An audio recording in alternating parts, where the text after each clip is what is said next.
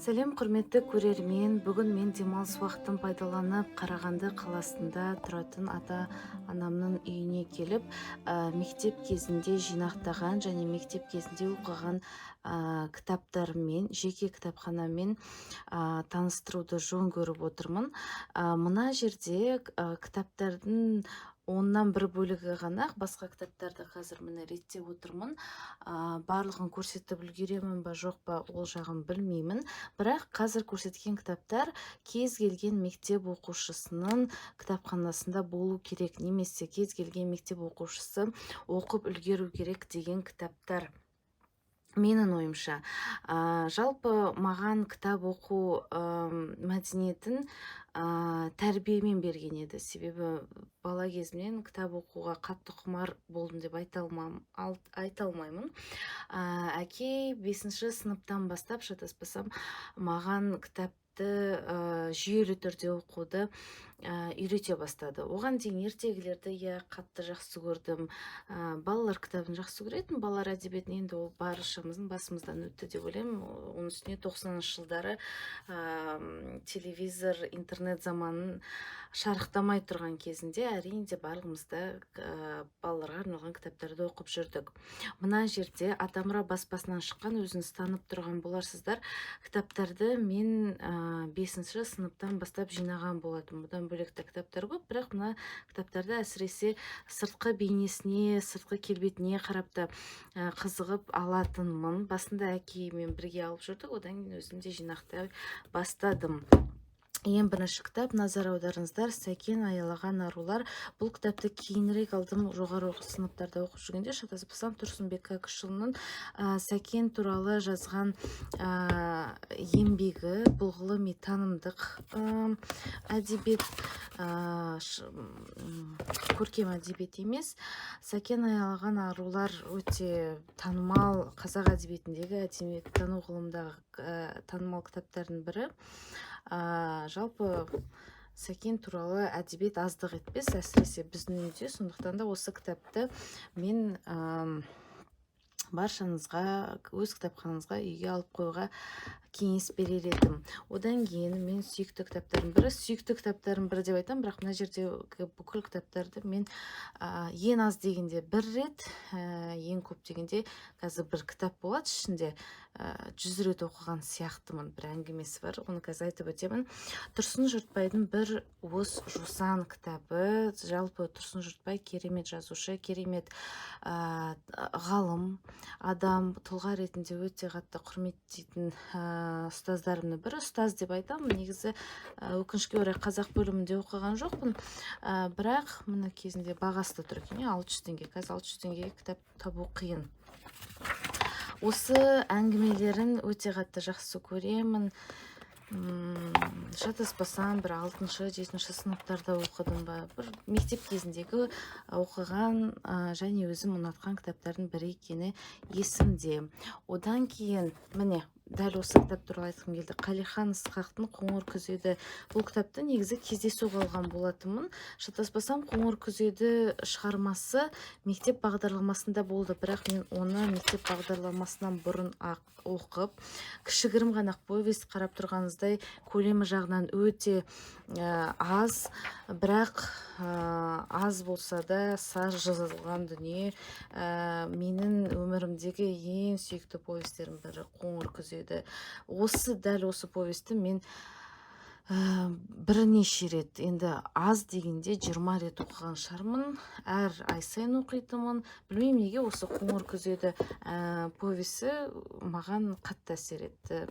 Бала кезімде де, кейін студенттік шағымда да, қазіргі кезде де осы кітап өте қатты әсер етеді. Кітап болғанда нақты сол Қоңыр күзеді повесі. Сондықтан да баршаңызға оқып шығуға кеңес бередім. Мөлдір махаббат деген Сәбит Мұқановтың кітабы. Сәбит Мұқановтың шығармашылығының ішінде жалғыз ғана өзім жақсы көретін кітап, роман осы Мөлдір махаббат. Мөлдір махаббаттың мүмкін бірінші бөлімі ауыр болатын шығар оқыған азаматтарға. Кейбір жерлерін тіпті қараңыздар, ыстық сүйісті үйсін төлебейді, бірақ белгілеппін. Белек қойған жерлер бар екен. Міне қарап отырсаңыздар, мен осылай оқығанды жақсы көретінмін бұрында. Қазір қарындашпен оқимын. Қараңыздар, Сәбит Мұқановтың Мөлдір махаббатын бірінші бөлімі қиын оқылуы мүмкін. Сүйген жерім еді, бір 3 бөлімге бөлінуші еді ғой, қазір ұмытып қалдым. Қалған 2 бөлімі өте қызықты. Сүйген жер, бірінші сүйген жар, адасу мен үшін өте қызықты болған, бір тоқтамай оқыған. Бірақ бұл кітапты мен негізі мектепте емес, бұл кітапты мен студенттік шағымда бірінші курста оқыдым, шатаспасам. Менен кейін біз бір студенттер үйінде тұрдық, бір бөлмеде тұратынбыз. Жақын құрбым, ақын, журналист қыз танитын боласыздар, Ажар Ерболған. Сол менен кейін осы кітапты Ажар алып оқыған болатын. Сондай бір әдемі естелігі бар. Бірақ мектеп кезінен оқуға болады, өте қызықты, жақсы романдардың бірі деп ойлаймын. Менің ең алғашқы романым ғой деймін, осы оқыған толық роман ретінде, бір үлкен кітап ретінде, негізі үлкен де емес көлемі, бірақ басынан аяқ бір кітап оқығаным, өзім жазып қойыппын Ағарке Асанова Көлбайқыз деп, басынан бастап соңына дейін бір кітап болып оқыған. Оған дейін балалар кітабын оқыдым, мектептегі бағдарламаны мен сол 4-5 сыныпта қандай кітап оқимын дегенде әке алып берген Жабай Алманыдан бастасан жаман болмайсың деген. Шынымен де бұл құтты кітап болды. Өзім ұзақтау оқыдым, бірақ енді бірінші кітап болған соң. Мен енді жаңа айтып отырмын ғой, кітапты бала кезден бір 5 жасынан бастап кітап оқып кеткен адам емеспін. Бұны біртіндеп әке үйретті өзі кітап оқуды. Шерхан Мұртазаның кітаптарына қандай да бір пікір айту қиын, міндетті түрде оқу керек.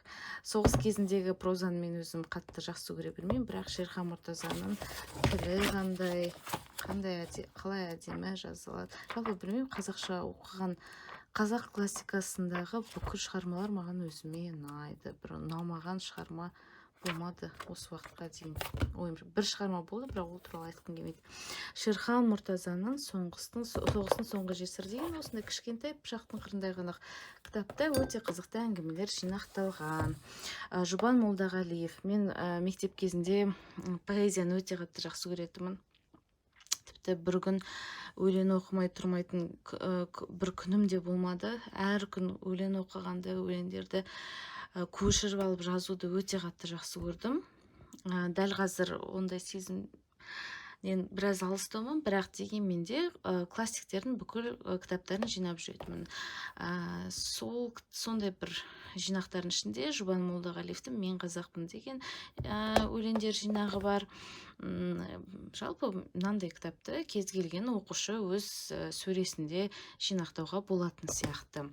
Одан бөлек Мұхтар Шахановтың «Эверестке шығу» деген, мен енді былай айтуға болады, кезінде ең сәнді кітаптың, дәл осы көк кітап ең сәнді кітап, кез келген мен құрбымның үйінде болатын. Дәл осы кітапты мен балалық шағымның жақын құрбысы Ботагөз деген қыздан көріп, Ботагөз осыны жастанып тұрып, таңертең, түнде, кешке кез келген уақытта оқи беретін, жатқа оқитын. Содан ба бұл қандай кітап деп алған есімде бар. Сол кезде біз баламыз. Бірақ осы кітапты мен де одан кейін Ботагөзден көріп, күні түні тастамай оқып жүретінмін. Тіпті кейбір шығармаларын жаттап алғанда болатын шығармыз. Білмеймін, Мұхтар Шаханов енді бір мектеп кезінде әрқайсысы өтетін шығар, Мұхтар Шахановтан жанкүйері болу деген кезеңнен. Абайдың кітаптары негізі үйде жетерлік. Мен әкемнің де өзінің кітапханасы бар, жеке кітапханасы. Ол жерде ескі кітаптар болса да бүкіл классика жинақталған. Мына кітаптарды маған өзінің жеке кітапханам болсын, кейін өзіңмен бірге алып кетесің, Алматыға барсан, Астанаға барсан деп әке өзі болжап жүретін. Қазір мына Астанаға алып кетуге Алла қаласа дайындалып жүрміз бұйырса. Қалың елім қазағым барлық өлеңдер емес, әрине кейбір өлеңдер жинақталған. Мәселен, кейде алып оқуға жақсы формат, иә. Немесе осы кітапты сөмкеге тасып жүруге де қолайлы сияқты, мен ойымша. Тағы да бір хит кітап Жұматай Жақыпбаевтың Ләйла деген кітабы. Шатаспасам, бұны студенттік кезінде алған шығармын, себебі Ләйла мен студенттік кезімізде барлығымыз бір індет сияқты таралған еді. Қанша жерден жағымсыз сөз болса да, дәл солай сипаттар едім.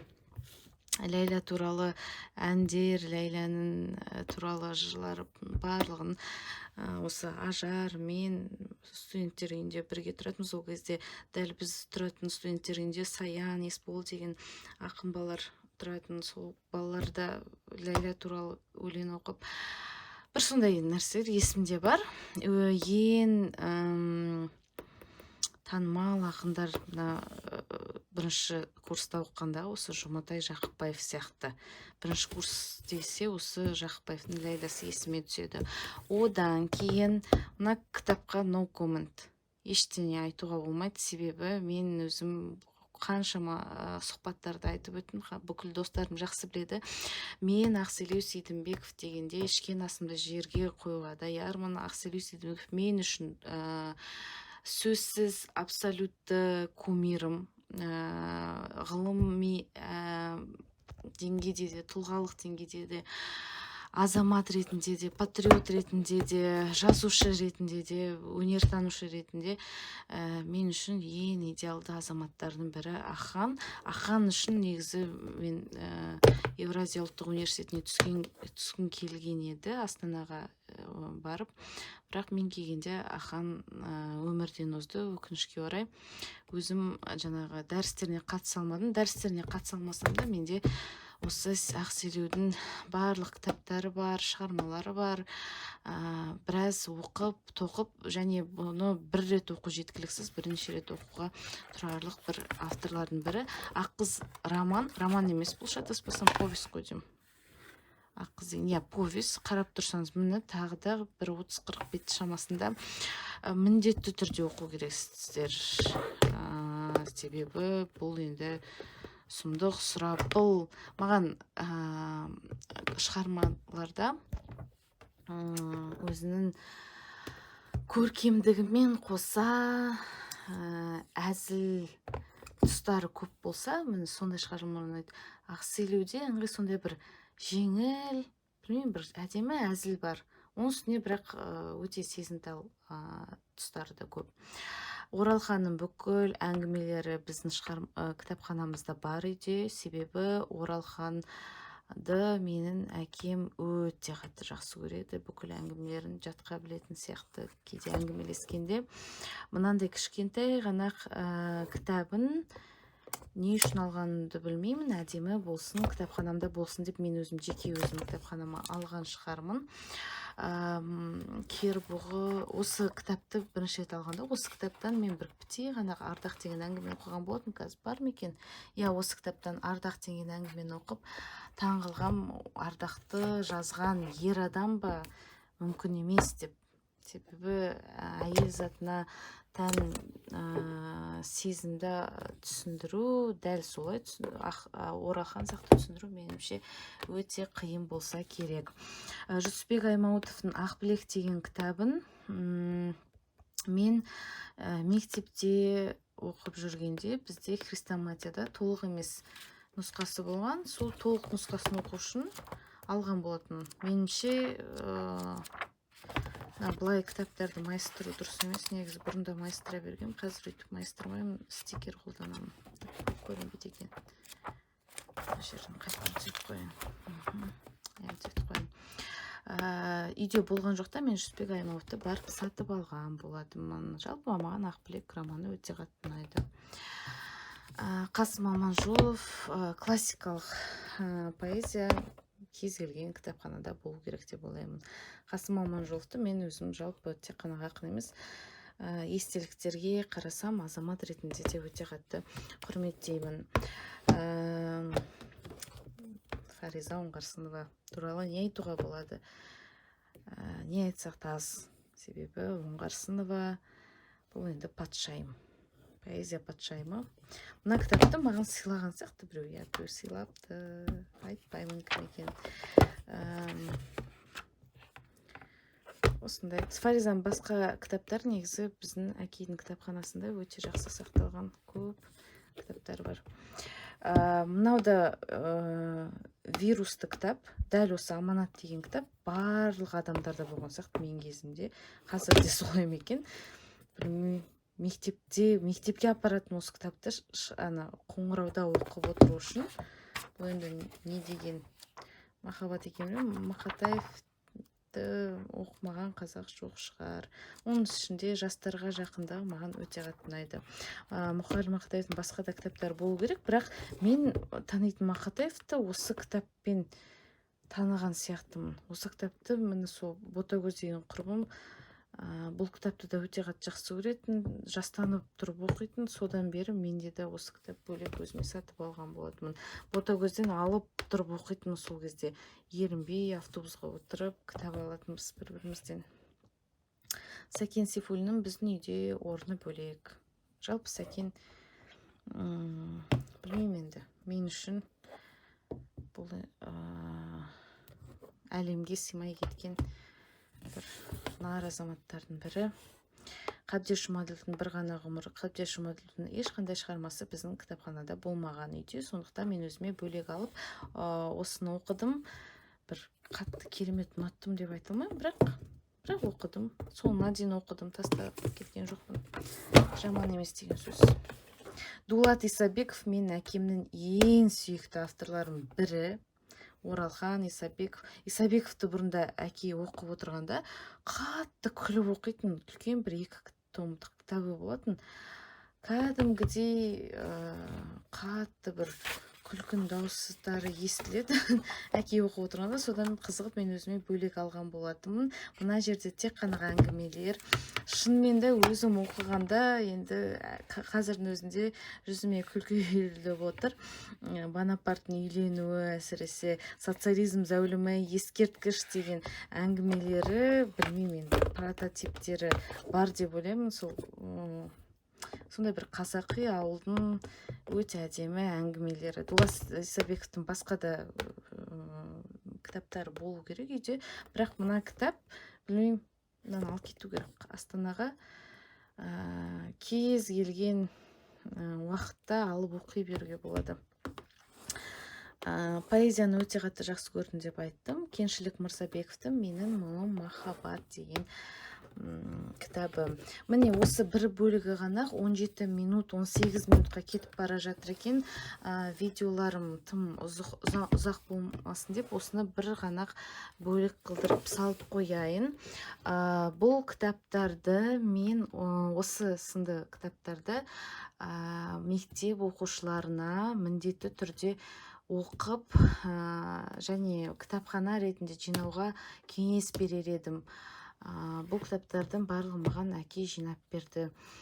Сол кездері ай сайын бір 5-6 кітап алуға баратынбыз. Бұл кітаптардан бөлек бұл қазақ әдебиеті. Бұл кітаптардан бөлек менде орыс әдебиетінен, орыс поэзиясынан, ар жақта Мұхтар Мағауиннің кітаптары, одан кейін мына жақта комикстар, бауырымның комикстары, мына жерде менде шатаспасам ескі кітаптар да бар. Бірақ бұл кітаптар туралы мен сіздерге кейін айтып берсем, егер қызықты болып жатса.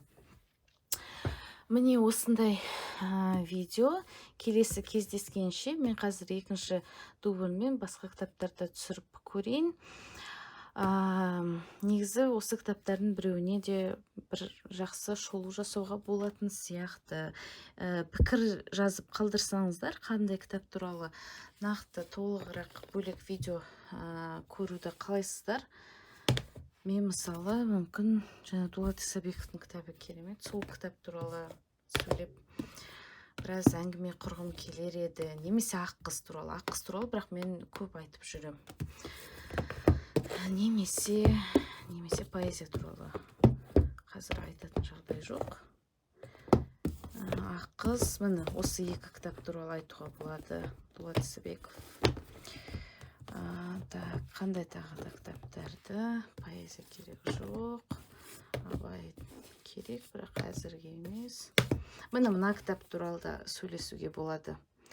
Өте жақсы кітап. Жалпы қазір сізде балаңыз немесе бауырыңыз, сіңліңіз, таныстарыңыздың баласы 5-ші, 4-ші сыныпта оқып жүрген бала болса, осы кітапты сатып алып беріңізші, өтінішке.